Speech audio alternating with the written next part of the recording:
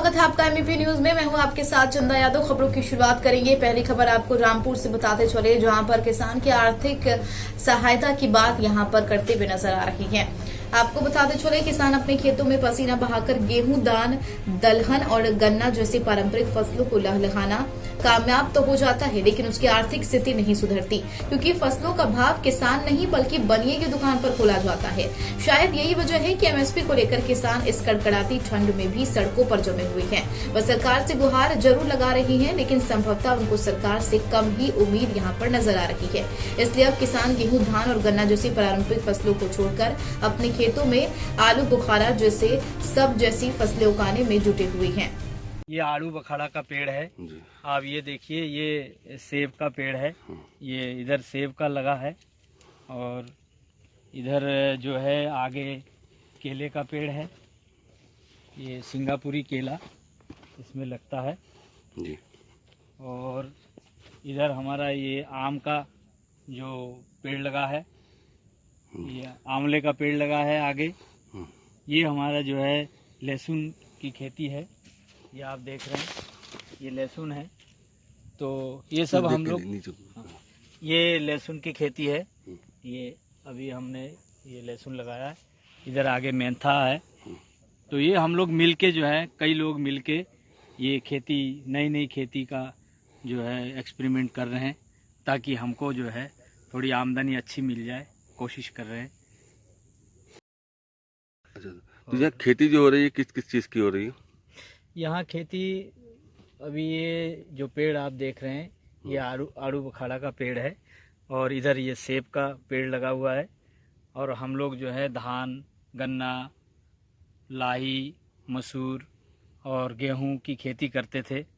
उसमें हम लोगों को जो है काफ़ी नुकसान हो रहा है। सही मूल्य नहीं मिल रहा है, जिसकी वजह से हम ये नई खेती को हम निजात करने की कोशिश कर रहे हैं।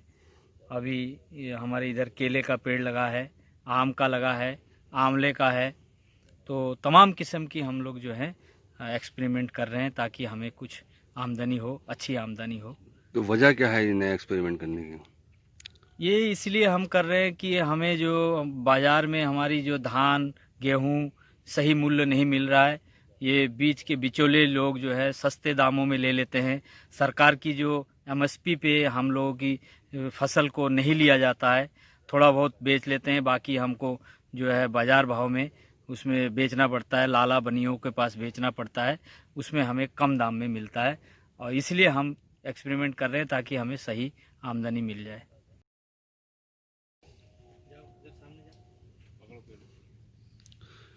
जी, काय का पेड़ है था? ये सेब की पेड़ है जी, सेब की पेड़ है। अच्छा जी, कब से लगाया आपने सेब के पेड़? ये आपका 2 साल हो गया। अच्छा, कितने साल में फल आएगा? ये पिछले साल आया था फल। अच्छा, अब ये साल फूल आएगा, उसके बाद फल आएगा। तो कैसी रही खेती? खेती तो अच्छा है, बढ़िया है खेती। और कौन कौन सी फसल लगा रखी है? आपका गन्ना लगा के रखा, चना लगाया, लाई लगाया, मटर लगाया, आपका आकार करा लगाया, मेंथा लगाया।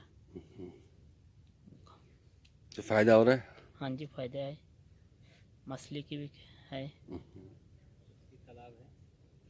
6 तालाब है।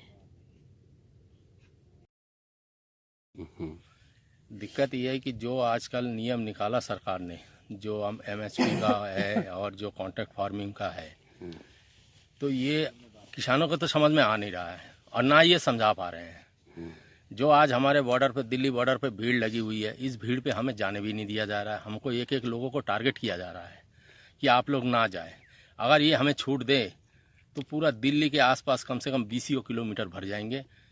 चारों तरफ 20 किलोमीटर तक किसान हो जाएंगे, क्योंकि किसान इतना परेशान है।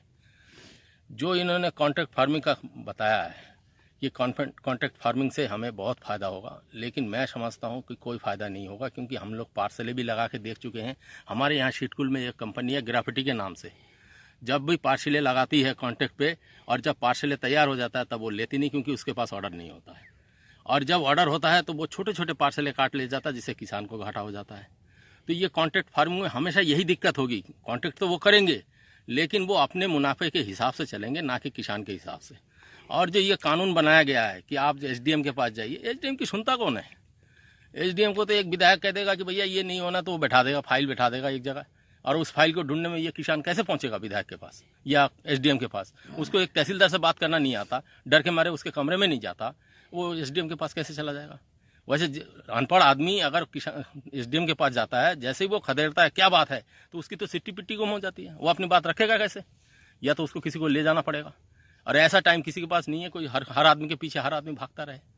तो इसलिए ये जो नियम निकाला, जो कानून निकाला, इनको वापस ले और किसानों के साथ मिल बैठकर इनकी सलाह मशवरा करे, जिससे किसानों को फायदा हो, अपने सरकार को भी फायदा हो। अब ये आप अलग तरह की जो किसानी हो रही है सेब की, ये क्या वजह है? ये वजह इसलिए है कि जब गेहूं लगाते हैं वो एमएसपी पे मिलता नहीं है, गन्ना लगाते उसका भुगतान नहीं हो पाता, धान लगाते उसका भी एमएसपी हिसाब से नहीं होता है। सरकार ये कह रही है कि हम एमएसपी पे खरीद रहे हैं। एमएसपी पे कहाँ से खरीद रहे हैं? 6% खरीदते हैं और उससे भी कहते हैं हमारा गोदाम भर गया। अब 6% में गोदाम भर जाता है तो फिर जो 100% 94% रहेगा वो कैसे होगा? कहाँ बिकेंगे हम? वो तो फिर होने फोने ही बिक जाएगा। कौन कौन सी नई खेती करी? अभी जो हमारे यहाँ खेती चल रही है, हम लोगों ने ये कोशिश करना शुरू किया कि आलू बुखारा हो, सेब हो, केला हो, नाशपाती हो, तो फिर ये मेंथा का है, लहसुन है, ये सब कर रहे हैं, जो जिसमें कि हमारी कोई इंटरेस्ट नहीं थी, लेकिन मजबूरन करना पड़ रहा है कि हो सकता है कि इससे हमारी खाना पीना चल जाए। ये दिक्कत है। किसान बहुत परेशान है। किसानों को गन्ने का भुगतान नहीं मिलता समय से। अगर आज हम गन्ना फैक्ट्री को देंगे तो गन्ने का पेमेंट सालों के बाद मिलेगा। ज़रूरत हमें आज है। दूसरा, गेहूं का रेट होगा 1800 रुपये और किसान को मिलता है 1100 रुपये। धान का रेट होगा 1800 रुपये, किसान को मिलता है 1000। तो जो फसल के दाम हैं वो किसान को नहीं मिल रहे हैं। इसलिए किसान ने सोचा, किसान ज़्यादातर सोच रहे हैं कि हो सकता है शायद इसमें हमें फ़ायदा हो जाए, बगिया लगा लें, सेब की बगिया लगा लें, आलू बुखारे की बगिया लगा लें। आपने सुना होगा, हमने भी सुना है कि साहब शिमला के सेब खाए हैं, कश्मीर के सेब खाए हैं। अब हमारे किसानों ने सोचा है कि यहाँ सेब की खेती करके देखा जाए, हो सकता है कि इससे कुछ लाभ हो जाए। तो किसान जो है तरह तरह के पैंतरे आजमा रहा है अपनी आमदनी बढ़ाने के लिए, लेकिन बहुत मेहनत के बाद भी किसान वहीं का वहीं है, कर्जदार बना हुआ है। मौजूदा स्थिति में जो सरकार 3 अध्यादेश लेकर आई है, इससे और ज़्यादा किसान परेशान हो गया है। बर्बाद हो जाएगा किसान, कृषि नहीं कर पाएगा, कृषि ठेके में चली जाएगी। जो कंपनी से कॉन्ट्रैक्ट होगा वो कंपनी अपने हिसाब से कृषि हमें करवाएगी। हम लगाना चाहेंगे मेहनता, हम मेहनते के खेत में खड़े हैं और वो कहने साहब गेहूं लगाओ। हम गेहूं लगाना चाहेंगे, वो कहने साहब मेहनता लगाओ। मतलब कंपनी जो चाहेगी हमें वो बोना पड़ेगा, और फिर वो कितना हमसे खरीदती है कितना नहीं खरीदती है ये भी कंपनी के ऊपर निर्भर रहेगा। इसलिए हम केंद्र सरकार से मांग करते हैं कि कृषि कानून जो आपने बनाए हैं वो किसानों के बगैर मशवरे के बनाएं, आप उन्हें वापस लें और एमएसपी पे कानून बनाएं। ये बहुत ज़रूरी है, नहीं तो देश का किसान बर्बाद हो जाएगा।